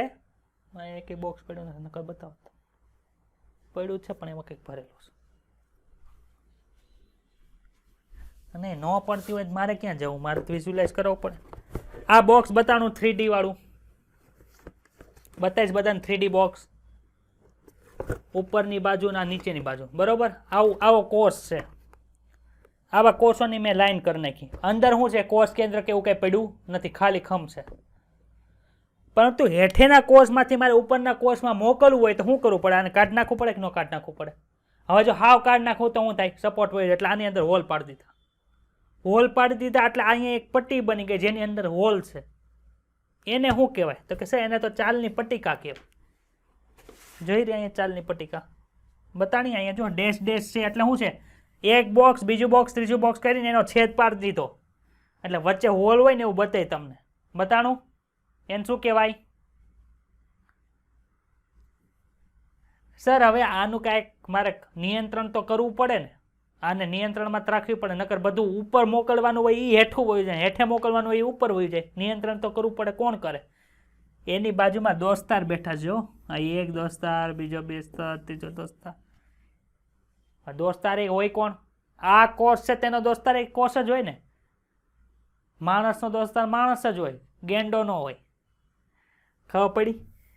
એટલે આ કોષ એનો દોસ્તાર કોષ જ છે જેનું નામ છે સાથી કોષ. સાથી કોષની અંદર પાછું જો કોષ કેન્દ્ર છે. તો ચાલની નલિકાનું નિયંત્રણ કોના દ્વારા થાય? સમજમાં આવશે? સમજ પડશે?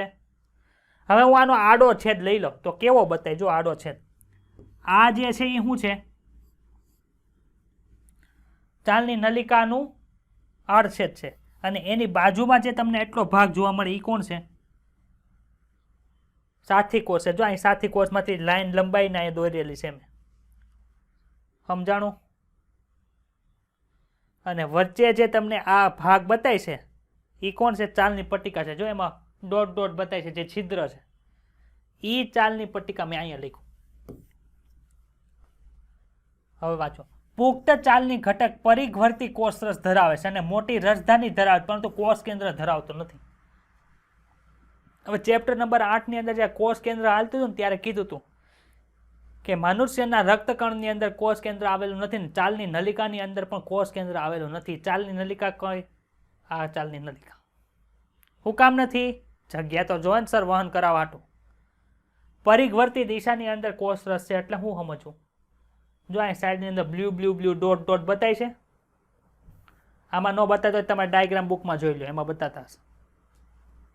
ઈ છે હું કોષરસ છે. આ એટલામાં જે છે ને આ એટલાની વાત કરું છું. ચાલની પટ્ટિકા છે એ તો અહીંયા છે. સમજાણું?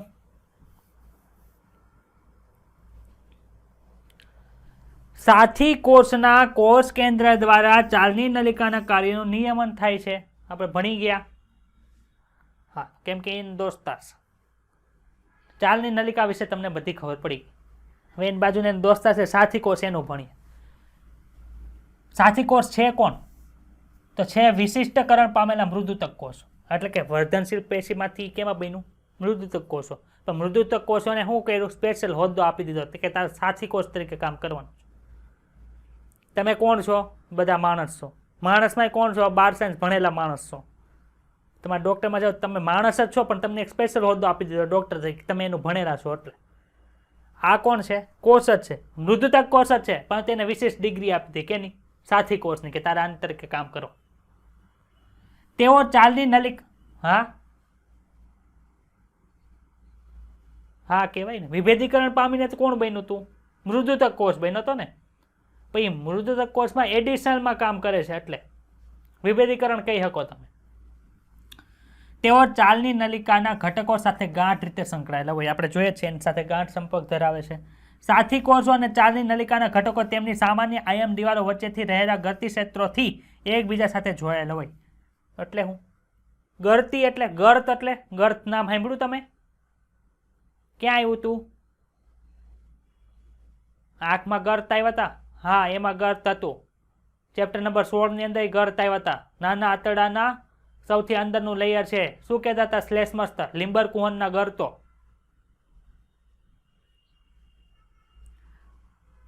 રૂગે છે ને, રૂગે જઠરમાં હોય અને લિમ્બર કુહનના ગર્તો છે ને એ નાના આંતરડામાં હોય.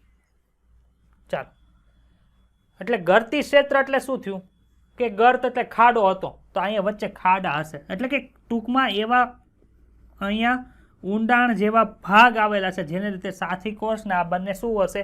એકબીજાના સંપર્કમાં હોય. આયામ દિવાલો એટલે શું થયું? ઊભી દિવાલ, એટલે આ ઊભી દિવાલ છે કે નહીં અહીંયા, એના દ્વારા જોડાયેલા હોય. તેઓ ચાલની નલિકામાં દાબ અથવા તો દબાણ ધોરણથી જાળવણી અંદર મદદરૂપ થાય. ભાઈ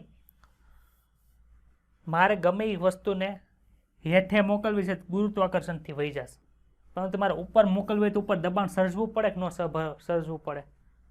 એક જગ્યાએ વધારે વસ્તુ છે જેને આપણે સાંદ્રતા વધુ કહીએ છીએ, એક જગ્યાએ ઓછી સાંદ્રતા છે એટલે કે ત્યાં વધુ ઓછી છે, તો એનું મેન્ટેન થાય તો એક જગ્યાએથી બીજી જગ્યાએ વસ્તુ જાય. તેવી રીતે અહીંયા જે ઢોળાંશ છે એનું નિયંત્રણ કોના દ્વારા થાય? સર, સાથી કોષ દ્વારા થાય. ક્લિયર? ડાઉટ છે? અહીંયા શું લખ્યું છે? આ શું લખ્યું છે? અહીંયા શું લખ્યું છે? બંને અલગ અલગ વસ્તુ છે, ભેગું કરી દેવાનું નહીં. હા, બીજું કોણ આવ્યું? અનવાહક મૃદુતક. સર, આ તો મૃદુતક છે, અમે ઓળખીએ છીએ, પ્રકાશ સંશ્લેષણ કરતું હોય, ખોરાકનો સંગ્રહ કરતું હોય, એ વાળું ઓળખો જ ને આ ભાઈને? હાલો, પણ એ ભાઈ ક્યાં આવ્યા છે? અનવાહક પૈસે માથી એને કહેવાય અનવાહક મૃદુતક. લાંબા સાંકડા છેડા ધરાવતા. કોકનો મને છે ને માઇકનું ઓલું નાખોડા જેવો અવાજ આવે છે. લાંબા સાંકડા છેડાવાળા નળાકાર કોષો છે. કોષ રસ કેવો છે? અંદર ઘણું બધું સંગ્રહ કર્યું છે એટલે કોષ રસ ઘટ હોય ને. કોષ કેન્દ્ર તો હોય જ છે, જીવંત કોષો છે એટલે. કોષ દિવાલ અમને ખબર છે સર, સેલ્યુલોઝની બનેલી હોય અને એની અંદર રહેલા કોષરસ તંતુ દ્વારા કોષો વચ્ચે સંપર્ક જળવાય છે. કોષરસ તંતુ એટલે શું? પ્લાઝ્મોડેસ્માટા મેં તમને ભણાવ્યું હતું. ભાઈ આ એક વનસ્પતિ કોષ છે, એની બાજુમાં બીજો વનસ્પતિ કોષ છે, એની બાજુમાં ત્રીજો વનસ્પતિ કોષ છે, એની બાજુમાં ચોથો વનસ્પતિ કોષ છે, આની વચ્ચે કોષ દિવાલ છે, વચ્ચે મધ્ય પટલ આવેલું છે. આવે ને સર, કેલ્શિયમ પક્ટેનનું મધ્ય પટલ હોય. હવે આમાંથી આમાં મારે કંઈક મોકલવું હોય તો શું કરવાનું હોય? તો કે સર એની વચ્ચે એક પાઇપલાઇન ગોઠવી દો ને. જો આ એક કોષ છે, કોષની ફરતે કોષ રસ્તર હોય, કોષ રસની ફરતે કોષ રસ્તરની ફરતે કોષ દિવાલ હોય ને એની ફરતે પાછું કોણ હોય?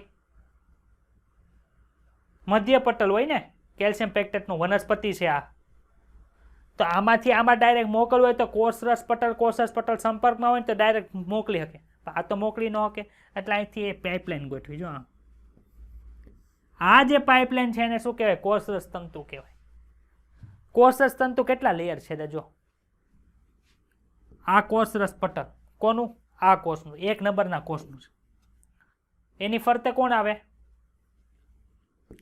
કોષ દિવાલ હોય કે ન હોય? પછી કોણ આવી ગયું? મધ્ય પટલ. પછી કોને પાછું ઓલું કરશે? તો કે સર બીજા કોષની કોષ દિવાલ અને પછી કોષ રસ્તર. એટલે કે 1 2 3 4 5 લેયરને છેદીને હું આખી પાઇપલાઇન ગોઠવી દીધી અહીંયા. તમને ખબર બાટલો ચડાવે શું કરે? હોય નાખે ને અંદર, તો એ શું કરશે? પેલું લેયર છેદશે ચામડીનું, એની નીચે જગ્યા હોય ને એની નીચે પછી શું આવે? વેઇન આવે, તો એ વેનનું જે એન્ડોથેલિયમના તે 3 સ્તર ભણ્યા હતા, ખબર છે? ટ્યુનિકા, મીડિયન, પછી ઇન્ટિમા, ટ્યુનિકા, હા, એ ત્રણેયને છેદીને પછી અંદર જાય. એવી રીતે આના 3 ને આના 3 લેયર છેદી, આના ઉપરના 2, નીચેના 2 ને વચ્ચે મધ્ય એમ 5 લેયર છેદીને જે પાઇપલાઇન જાય એને આપણે કોષરસ તંતુ કહીએ છીએ. એટલે આ કોષરસ તંતુ એટલે શું સમજાણું? શું કરે છે ભાઈ? ખોરાકના પદાર્થોનો સંગ્રહ કરે છે. કયા સ્વરૂપે? રાળ, ક્ષીર અને શ્લેષમાં. ઓલા હતા એ અલગ હતા, ખાસ યાદ રાખજો. મોટા ભાગની એક દળી વનસ્પતિની અંદર આ જોવા મળતું નથી. કોણ નથી જોવા મળતું? અનવાહક મૃદુતક. પૂછશે આવતા રવિવારની ટેસ્ટની અંદર આ ક્વેશ્ચન હશે. સર આ ચેપ્ટર પૂછાવાનું જ નથી એમ કીધું તમે. કીધું તું એવું? હા, તો નહીં પૂછાય. પણ એને પછીની ટેસ્ટમાં થશે. ઉત્તરાયણ વાળી જે રવિવાર આવશે ને ત્યારે તો હશે જ. આ ક્વેશ્ચન હું અત્યારથી જ કહું છું, યાદ રાખજો, નકર માર્ક કોઈ યોગ્ય તમારો.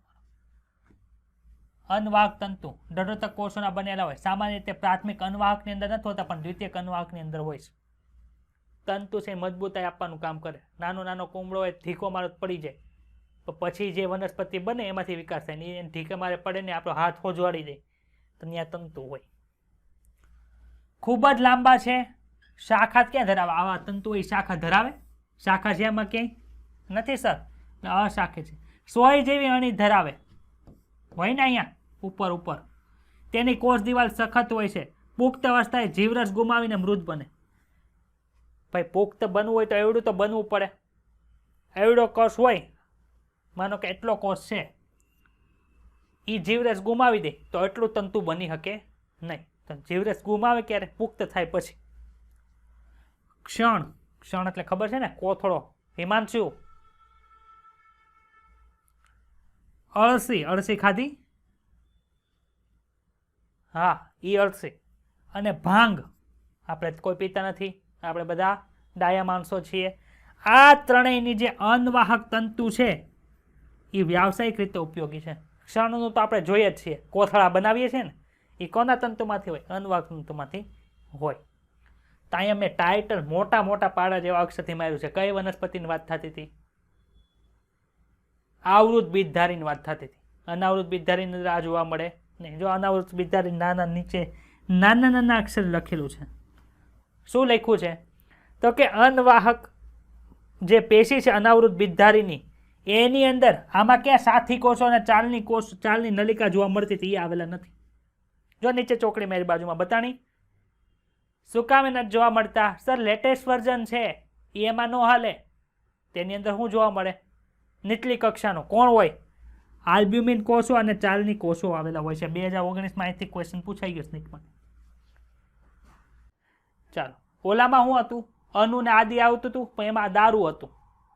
અનુ દારૂ, આદિ દારૂ. અહીંયા શું છે? આદિ અનવાહક અને અનુ અનવાહક. આદિ અનવાહક કોને કહેવાય? જે પહેલા બનતી હોય એને. જો અહીં લખ્યું છે, પ્રથમ નિર્માણ પામતી પ્રાથમિક અનવાહકને. હવે શું છે? નાની વસ્તુ હોય એટલે એનું સાંકડી નળી હોય અંદર બનેલો, નાનો કોષ હોય એટલે પહેલા બને છે. એટલે સાંકડી ચાલની નલિકાઓ બનેલી આદિ અનવાહક તરીકે ઓળખવામાં આવે. પછી બને છે જે વિકાસ પામ્યા પછી, એ કેવું હોય? તો કે સર એની ચાલની નલિકાનો અવકાશ મોટો હોય, એને અનુ અનવાહક તરીકે ઓળખવામાં આવે છે. અનુ અનવાહકને બીજું નામ આપ્યું છે અનુરસવાહિની અથવા તો મેટાફ્લોએમ કહેવાય, અને પ્રોટોફ્લોએમ કહેવાય. ઓલામાં પ્રોટોક્ઝાઇલેમ અને મેટાક્ઝાઇલેમ હતું. વનસ્પતિ અને પ્રાણી બંને પૈકીના મોટાભાગના સજીવો બાહ્ય રચનામાં તેમના રચનાકીય સમાનતાઓ અને ભિન્નતાઓના આધારે તમે જોઈ શકો છો. જોયા કઈ ને ડાયરેક્ટ ગાય અલગ છે, ભેંસ અલગ છે, આપણે અલગ છે, બધા પ્રાણી કોષોના જ બને છે. વનસ્પતિ બધી અલગ અલગ છે, પણ વનસ્પતિ કોષોની બનેલી હોય. એ જ રીતે આપણે હવે 180 ની સ્પીડમાં જશે. તમને ન સમજાય ત્યાં કહેજો, હું સમજાવીશ. પણ એ જ રીતે આપણે આંતરિક રચનાઓ અભ્યાસ કરીએ તો આપણને ઘણી સમાનતાઓ જોવા મળે છે અને જુદાપણું પણ જોવા મળે છે. બહારથી કેટલી અલગ અલગ વનસ્પતિ લાગે, આંબો અલગ લાગે, પીપળો અલગ લાગે, આસોપાલવ પણ અલગ લાગે, પણ આની અંદર કેવી હોય રચના? હરખી હોય. એવી રીતે પ્રાણી, ગાય અલગ લાગે, ભેંસ અલગ લાગે, આપણે અલગ લાગે, આપણને શિંગડા નથી તોય, પણ તો આપણી બધાની અંદર પેશીઓ કઈ હોય? હરખી જ હોય. સ્નાયુ પેશી, અધિચ્છદીય પેશી, ખબર પડી? એમાં પણ અલગ એ જોવા મળે છે અને હરખું પણ જોવા મળે છે. આ પ્રકરણ તમે ઉચ્ચ વનસ્પતિઓની આંતરિક રચના અને અંગ જનન ક્રિયાવિધિ માહિતગાર કરે છે. અંગજનન વિધિ એટલે અંગો બને, અને અંગો કોણ હોય? અનવાહક જલવાહક કહેવાય ને. આંતરિક રચનામાં એ આવી ગયું. વનસ્પતિઓની આંતરિક રચનાના અભ્યાસને અંતસ્થ વિદ્યા અથવા તો અંતસ્થ રચના શાસ્ત્ર કહેવાય. વનસ્પતિઓ પાયાના એકમ તરીકે કોષો ધરાવે. ભાઈ આપણે કોષો જ ધરાવીએ છીએ. કોષો પેશીઓમાં આયોજિત થાય છે અને ફરીથી પેશીઓ પણ અંગોમાં આયોજિત થાય છે. આમાં ડાઉટ છે?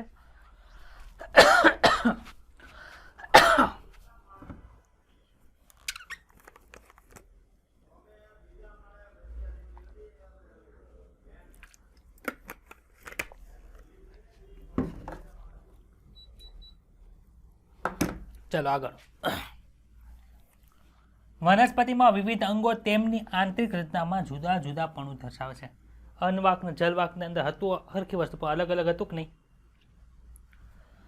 આવૃત બીજધારી વનસ્પતિઓમાં દ્વિદળીઓ અને એકદળીઓની પણ અંતસ્થ રચનાની દ્રષ્ટિએ જુદી દેખાય છે. કઈ રીતે? તો આપણે ભણશું એકદળીનું પ્રકાર, દ્વિદળી પ્રકાર. એવી રીતે એકદળીના પર્ણ અને મૂળ, એવી રીતે દ્વિદળીના મૂળ અને પર્ણ. આંતરિક રચનાઓ તેમના વિભિન્ન પર્યાવરણ પ્રત્યેના અનુકૂલનો પણ દર્શાવે છે. દર્શાવે છે? હા સર, દર્શાવે છે. કઈ રીતે? તો આપણે ક્યુટિકલનો લેયર અમુકમાં હશે, નહીં હોય, એ બધું ભણશું પછી આગળ. જે પ્રકારનું ઓલું છું. પેશી કોને કહેવાય? પેશી સમાન ઉત્પત્તિ ધરાવતા અને સામાન્યતઃ સમાન કાર્ય ધરાવતા કોષોનો સમૂહ છે. વનસ્પતિ વિવિધ પ્રકારની પેશીઓની બનેલી છે. રચાયેલા કોષો એટલે કે જે નવા બને છે એ વિભાજન ક્ષમતા ધરાવે છે કે નથી ધરાવતી એના આધારે પેશીઓને વર્ધનશીલ અને સ્થાયી પેશીમાં મુખ્ય જૂથો એવા બે છે, એમાં વિભાજિત કરવાની અંદર આવે છે. પેલું છે વર્ધનશીલ પેશી. હું જે બોલું છું ને એ તમારા મગજની અંદર આવવું જોઈએ, અત્યારે આમ દેખાવું જોઈએ કે અત્યારે અહીંયા પોઈગા, અહીંયા પોઈગા. કૂતરાના બે પગ હોય, બે હોય કે ચાર હોય? ચાર હોય. એમાં બે આગળના પગ હોય. ડાયરેક્ટ આપણને કેમ બતાય બે આગળના પગ છે, બે પાછળના પગ છે, એની પૂંછડી વાંકી હોય, કેવું બતાય? એવી રીતે આ બધું બતાવવું જોઈએ, કેમ કે આપણે બધું સમજી ગયા છીએ. એટલે વનસ્પતિઓમાં વૃદ્ધિ મોટે ભાગે ક્રિયાશીલ કોષ વિભાજનના ચોક્કસ વિસ્તારો પૂરતી જ મર્યાદિત હોય છે. સક્રિય રીતે કોષ વિભાજન પામતા કોષોના સમૂહને વર્ધનશીલ પેશીઓ કહેવાય. એટલે કે જે વિભાજન પામે છે એને વર્ધનશીલ પેશી કહેવાય.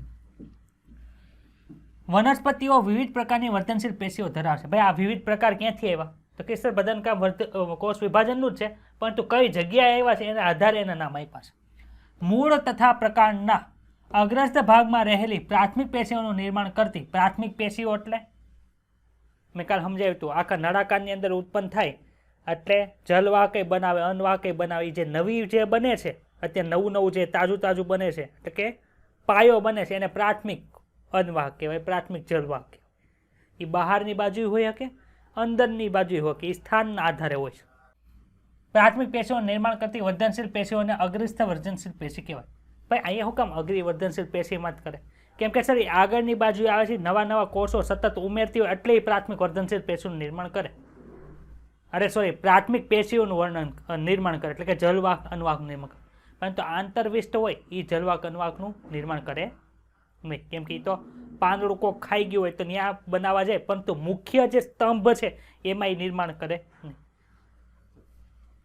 મૂળની અગ્રીય વર્ધનશીલ પેશીઓ મૂળની ટોચના ભાગે રહેલી છે, જ્યારે પ્રૌઢની અગ્રીય વર્ધનશીલ પેશીઓ પ્રકાંડના અક્ષના મોટા ભાગના પ્રદેશમાં અમુક અંતરે રહેલી હોય છે. પર્ણના નિર્માણ અને પ્રકાંડના વિસ્તરણ દરમિયાન પ્રરોહની એટલે કે પ્રકાંડની અગ્રીય વર્ધનશીલ પેશીના કેટલાક કોષો નીચેની બાજુ ગોઠવાઈને કક્ષ કલિકાનું નિર્માણ કરે છે. આવી કલિકાઓ પર્ણની કક્ષમાં પણ હાજર હોય છે. આપણે જોયું તો અહીં એક કલિકા છે તે પર્ણનું નિર્માણ કરશે, પરંતુ પર્ણની બાજુમાં આપણને એક કલિકા જોવા મળે જે શાખાનું નિર્માણ અથવા તો પુષ્પનું નિર્માણ કરે. એવું 5મા ચેપ્ટરની અંદર આપણે ભણી ગયા. શાખા કે પુષ્પ ધારણ કરવાની ક્ષમતા ધરાવે છે. પરિપક્વ પેશીઓ વચ્ચે આવેલી જે વર્ધનશીલ પેશીઓ છે એને આંતરવર્ધનશીલ પેશી કહેવાય છે. આ પેશીઓ ઘાસમાં અને શાકાહારી દ્વારા ચરતા પ્રાણીઓ દ્વારા ખવાઈ ગયેલા ભાગને દૂર થયેલા બનાવે છે, એટલે કે પુનઃનિર્માણ કરે છે. અગ્રીય વર્ધનશીલ અને આંતરવિષ વર્ધનશીલ પેશી બંને પ્રાથમિક વર્ધનશીલ પેશી છે. શું કામે? તો કે સર બંને છે એ એક ઉપરના મેઇન સ્તંભની અંદર બધી પ્રાથમિક પેશીઓનું નિર્માણ કરાવશે વિભેદન પામીને, ને એક બીજી છે એ પર્ણની એની અંદર એ વાહક પેશીઓનું નિર્માણ કરાવશે. ક્લિયર? હવે જો એનું કારણ જો અહીં આપ્યું, જીવનની શરૂઆતમાં દેખાય છે અને પ્રાથમિક વનસ્પતિના દેહની અંદર નિર્માણમાં રહે છે. ઘણી વનસ્પતિઓ મૂળ અને પ્રકારના પરિપક્વ ભાગોમાં આવેલી વર્ધનશીલ પેશીઓ કે જે ચોક્કસ રીતે કાષ્ઠીય અક્ષ ઉત્પન્ન કરે છે. કાષ્ઠીય અક્ષ એટલે લાકડું, તમને પ્રકારની નાની ડાળી હોય, નાનો છોડો, એમાં તમને લાકડું મળે. લાકડું ક્યાં મળે? મોટું પાડા જેવું વૃક્ષ હોય એની અંદર આપણને મળે. તો એમાં તો દ્વિતીય વૃદ્ધિ થઈ ગઈ હોય. એ કોના દ્વારા થઈ હોય? તો કે સર એ દ્વિતીયક વર્ધનશીલ પેશીને લીધે થઈ હોય છે. પ્રાથમિક વર્ધનશીલ પેશીના નિર્માણ પછી દેખાય છે તેને દ્વિતીય અથવા તો પાર્શ્વીય વર્ધનશીલ પેશી કે આ યાદ રાખજો. પાર્શ્વીય વર્ધનશીલ પેશી એટલે શું? પાર્શ્વીય અને આંતરવિષની અંદર લોચા નહીં મારતા. તેઓ નળાકાર વર્ધનશીલ પેશી છે. નળાકાર વર્ધનશીલ પેશી એટલે હું સમજવાનું ભાઈ, આપણે દ્વિતીય વર્ધનશીલ પેશી છે ને એ કઈ કઈ જગ્યાએ એવી છે દ્વિતીય વૃદ્ધિની અંદર ભણશું, પછી આપણને ખબર પડશે એ આખું ભેગું થઈને નળાકાર આકાર બનાવે. આપણે વલય જોઈએ છે કે નથી જોતા? ઝાડવાનું તમે નાના હતા ત્યારે ભણતા હતા કે સર વાર્ષિક વલયો જે જોવા મળે એના આધારે વૃક્ષની ઉંમર કેટલી હશે એ જાણવા મળે. એ વલયો કોને લીધે ઉત્પન્ન થયા? તો કે સર આ દ્વિતીયક અન્વાહકને લીધે, દ્વિતીયક વર્ધનશીલ પેશીને લીધે આપણને જોવા મળે. તે વલય તમને કેવા બતાય? ત્રિકોણાકાર બતાય કે નળાકાર બતાય? ત્રિકોણાકાર બનાય. હા, નળાકાર બતાય. આથી કેવું હોય છે? નળાકાર આપણને જોવા મળે. એટલે આ સમજાણું? નળાકાર વર્ધનશીલ પેશી એટલે શું?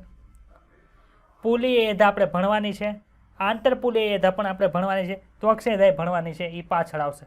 જે બધી કેવી છે? પાર્શ્વીય વર્ધનશીલ પેશી એટલે કે દ્વિતીયક વર્ધનશીલ પેશી છે. ડાઉટ આમાં? આગળ વધીએ.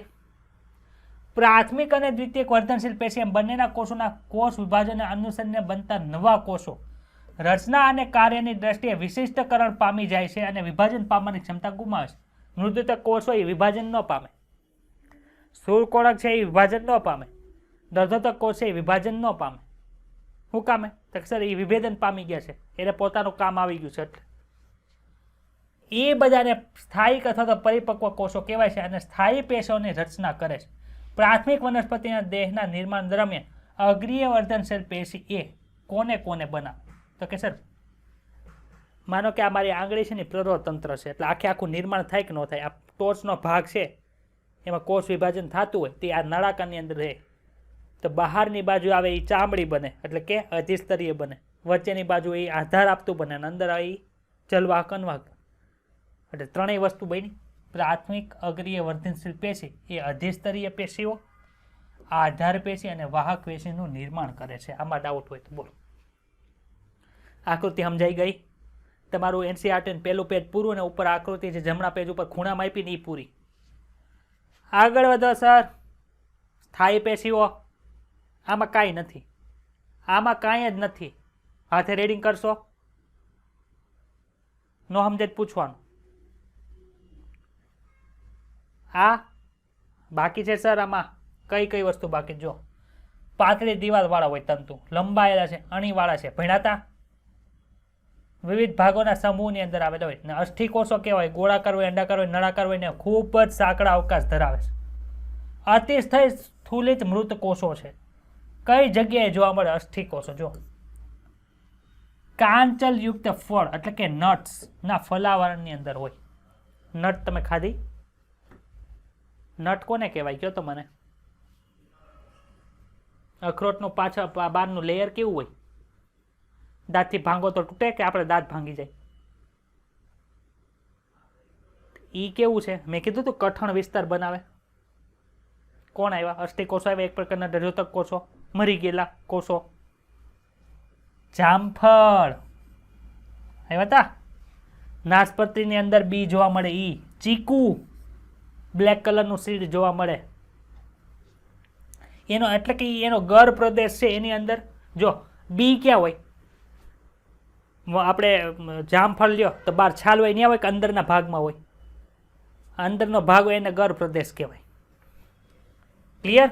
3 ફળ આવ્યા. જામફળ આવ્યા, નાશપતિ આવ્યું, ચીકુ આવ્યું. સિંબી વનસ્પતિઓના બીજાવરણમાં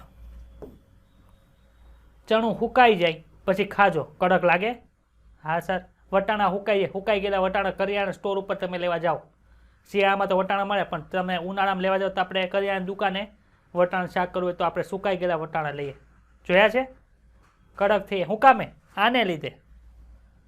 ચાના પર્ણની અંદર પણ જોવા મળે છે. યાદ રાખજો. દૃઢોતક પેશી અંગોને યાંત્રિક આધાર પૂરો પાડે છે.